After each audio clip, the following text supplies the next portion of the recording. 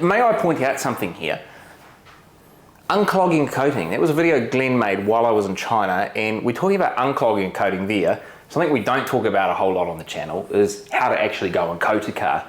You know, we're a high volume shop, we're coating a lot of cars, and what we don't do is pull out the camera on a regular basis and actually show you the process. I think you probably have to go back a few years on Omni Garage channel to see some coating in action. So we thought we'd do a really basic, and it's probably going to be quite a short video today, just showing you through the process that we follow when we are coating a car. So important thing to call out here is all of the products that we're using in the video we purchased ourselves. So nothing in this video has been provided to us. Omni Garage have purchased all of these ourselves, and the key feature here is the Crystal Serum Light and the EXO V5 from Gtechniq.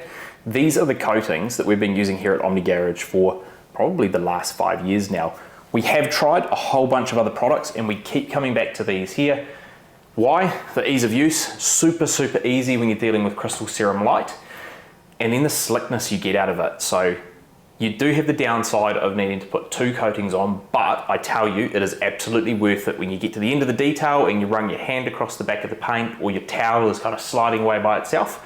As you can see, a lot of surface tension there at the moment. So what we're going to do, the way that we coat a car, is you can't coat a car that hasn't been prepared. You can, but we don't. So what you need to do is make sure that you have prepared the paint to the best of your ability, and what that means is you go through a full decontamination. So you go and wash the car, you remove any of the mineral content, any of the dirt, any of the water spotting, any of the tar, anything that's embedded into the paint, and then you move into your compounding step. So we'll start with that. We'll get this paint looking really good so it's prepared, ready for the coating to go on.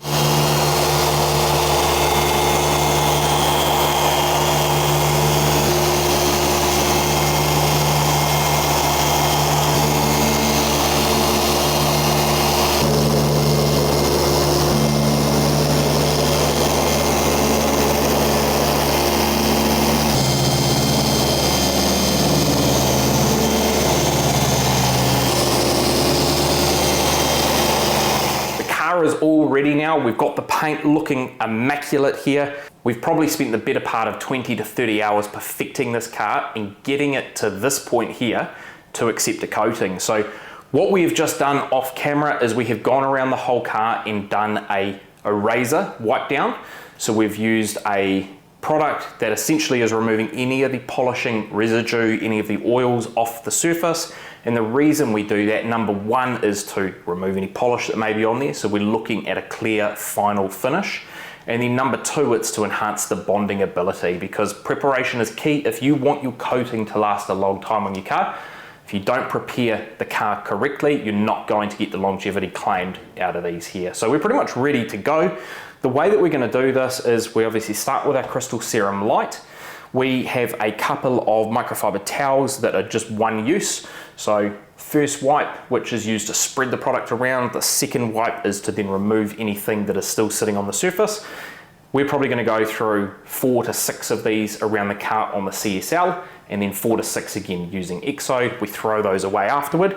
And then the applicators that we found that we quite like at the moment are these ones here. We're using the Gtechniq ones. A couple of other brands make some good products as well, but we find that these allow us to work around the car a little bit quicker than using the traditional foam applicator block. Now, one of the things that we probably discovered within the last year is this little coating holder from Gtechniq. I think this is more designed to be stored in your cabinet, so you can pop your coating in there and it just sits nicely. We actually find this is such a small bottle, and when you're coating the car, you're walking around, you're putting it on the floor, you might be putting it on a shelf. We find that if we just default to popping it in there and then moving this around on the floor, number one, it's red, it's bright, we know exactly where it is. Number two, if we bump into it, we're not losing that coating, because the last thing you want to do, that's an expensive bottle right there to potentially knock over mid-detail. So that there, you're going to want to get yourself something to hold your coating in. Now, pretty easy in terms of what we're going to do here. I wouldn't do what I'm about to do, which is prepare your coating applicator over the car. I'd probably kind of stand away from it, but for the purposes of the video, what you do here, it's quite nice on the Crystal Serum Light. It has a dropper, so it's not built in, it's detachable there. And what we're going to do is grab some product And we'll put it on there just in case we spill. We won't, but we're just going to prep our pad. Now to prep, generally what I do is 2 vials of this and just spread it across the applicator. Actually on this one here, I'll probably do 3 to get us really well prepared. Seems to absorb a lot more into an applicator like this rather than just using a microfiber or micro suede pad. I'm going to pop that lid back on, chuck it in our holder. And now given we've applied so much product into there, we can actually get a pretty good distance across the vehicle. So the recommendation would be work small areas rather than trying to work a big area and having to chase your tail. So we're going to use this, probably do, I don't know, 1/3 of the hood here. And then the key is, you're just working in organised fashion here and you can actually see the trail lines of where we're spreading the coating. Now there's a few different methods that people do here. I have seen people run the coating down the middle and then kind of go back and forth using it as like a pickup area. I don't do that. I find I pick a start point and then I just go in linear motions back and forward, being careful-ish to not spread it onto adjacent panels as you go here. And then I'll flip it the other way and then do this. So just intersecting exactly where I've put it, and the reason I do this is just to make sure I've got even coverage and even spread and I haven't missed anywhere. The solvent smell is quite strong with CSL, so you definitely want to make sure you're working in an environment that's well ventilated. And gloves are essential as well. You do not want to get this product on your hands. It is really, really tacky and can be quite difficult to remove, so make sure you wear your PPE.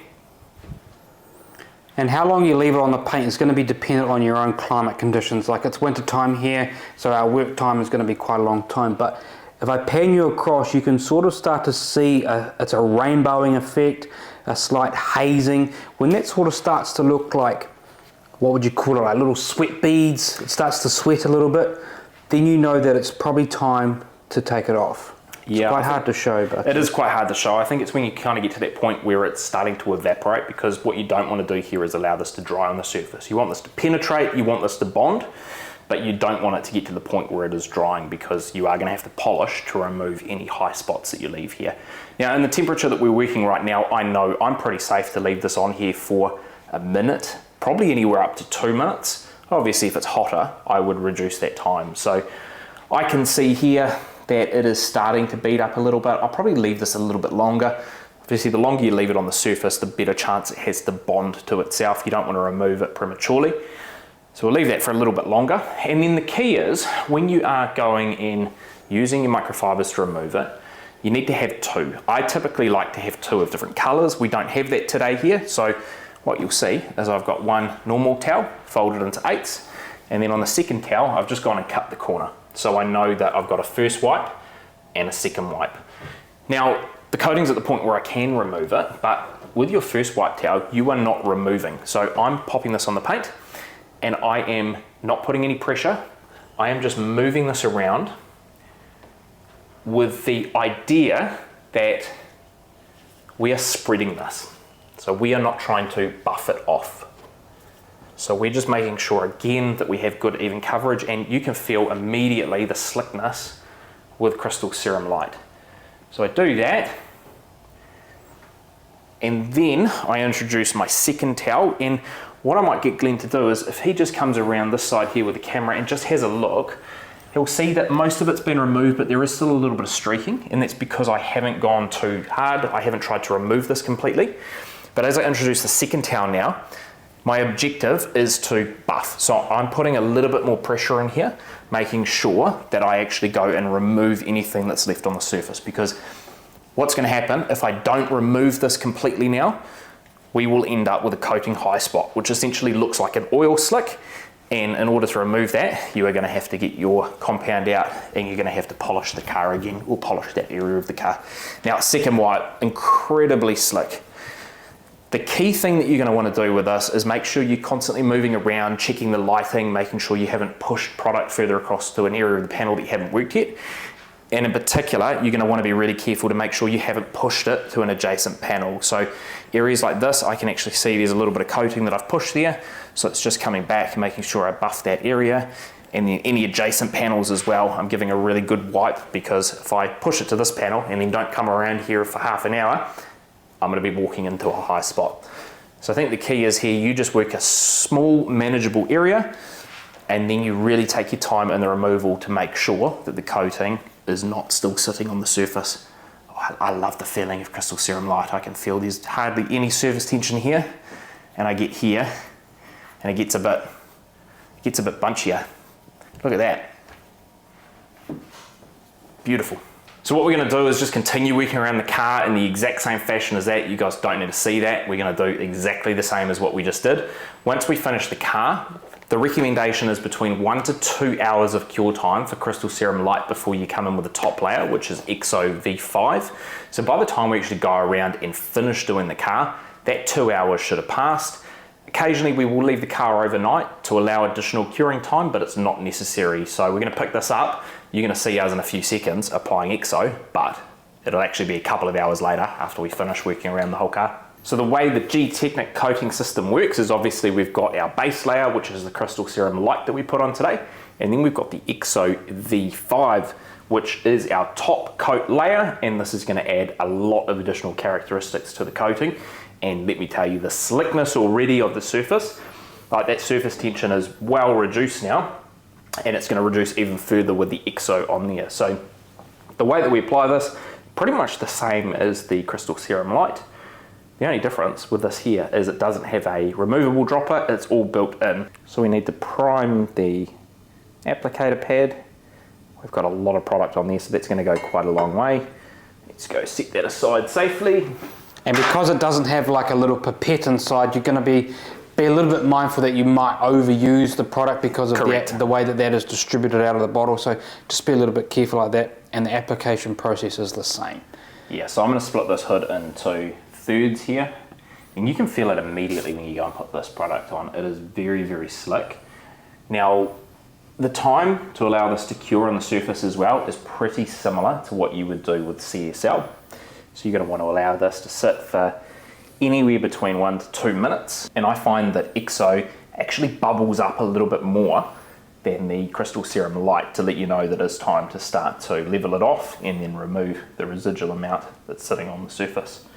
So we'll just hatch across this again. And just keeping in mind here again, this is just to make sure you've got even coverage across your car, and be very mindful again of not pushing this to other panels.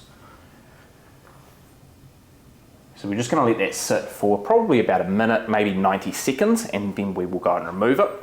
Now, one of the things that you do need to keep in mind, because we already have the base layer coating on there, it is very slick, so it's not quite as easy to remove this as what it is when you're actually applying your first coating. So you need to take a little bit more time with the removal process here, and you will find you'll start to push it across to other panels a lot more. So you're going to want to make sure that your lighting is very good and you are working small manageable areas, and just being really careful to make sure you don't push the product around, because high spots with this means that you need to polish, which means that you pull off your EXO, you pull off your Crystal Serum Light, and you need to essentially start again on that area. So you should be able to see on the surface here, it almost looks like it's bubbling, like tiny little bubbles that have come up to the surface. So when you get to that point there, it's pretty safe to go and remove the excess off the surface. Now, keeping in mind, the first wipe is simply to level this across the surface. So no pressure, we're just making sure that this is evenly spread. So we're just moving that around. And then what you'll be able to see on the camera there is it looks like a smeary mess. So you can see smears everywhere. That is when the second towel gets introduced. And right now we have leveled it. Now it is time to remove the excess off the surface. So hopefully you can see there, through this area we've worked, we've removed most of that haziness, most of that smearing. But given that the coating is already at the point where it is getting ready to start rejecting some chemicals, you do need to be very, very careful and make sure that you remove everything, because it has a tendency to just get pushed around the surface. So what that means is multiple flips of this towel. You're going to want to use all 8 sections of it the way we've got it folded. And just keeping an eye making sure that you're kind of moving your head to multiple different angles to understand exactly what's still left on there by getting that different angle with the light. But my goodness, the feeling when you put this coating on, like EXO really just tops off this coating, and it is so slick. We couldn't do that earlier. Like, the surface tension is just reduced to such a point where your towel almost wants to slide off the surface. Now, keep in mind here what I'm talking about when you need to make sure that you're careful in removing everything. Really, really easy to push this to the corners of the panels. As you can see along the top of the hood here, we do have some that we've pushed because what we're doing is coming to here and coming back. So just make sure that these areas here, you pay really special close attention to. And the other thing I would do is where we've kind of gone here, you can see it on the adjacent panel. So you're going to want to make sure you kind of pull that back onto the panel, potentially flip again, and just be really careful on those adjacent panels. Got a tendency to hit this kind of area as well. Be very, very careful when you're making sure you're removing all of this. So there you have it, really quick video showing how we go to prepare and coat a car. So this car now is all finished. We've obviously added protection, we've added gloss, and it's just going to make maintaining this vehicle that much easier with the Crystal Serum Light and the EXO V5 that we've added to the surface. So Crystal Serum Light is our 5-year ceramic coating, and we actually had personal experience on using this on a vehicle for 5 years. If you maintain your vehicle well, that means washing it regularly, making sure you're doing some decontamination on a regular basis as well, you're likely to get that 5 years of performance out of it. Now, there are other options. Crystal Serum Ultra is the 9-year coating from Gtechniq. We haven't got to the point of having that on a vehicle for 9 years to make a comparison, but Crystal Serum Light on its own is a fantastic coating, and we have that on a couple of our vehicles. We've got Crystal Serum Ultra on the other two, testing that out in terms of longevity. Now, the Crystal Serum Light is obviously adding your protection layer, so that's giving you that chemical resistance. That's your base layer to the coating.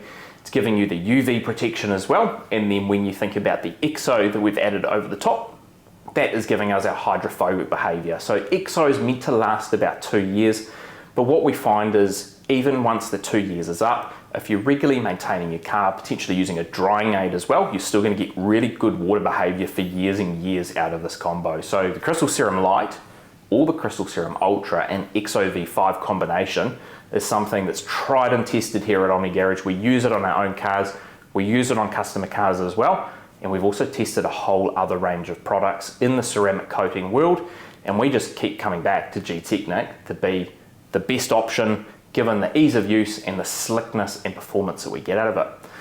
Thank you for watching. Really quick video showing you how we go and apply the coating. If you've got any questions, feel free to drop them in the comments. Otherwise, thanks for watching, and we'll see you guys next week on Omni Garage.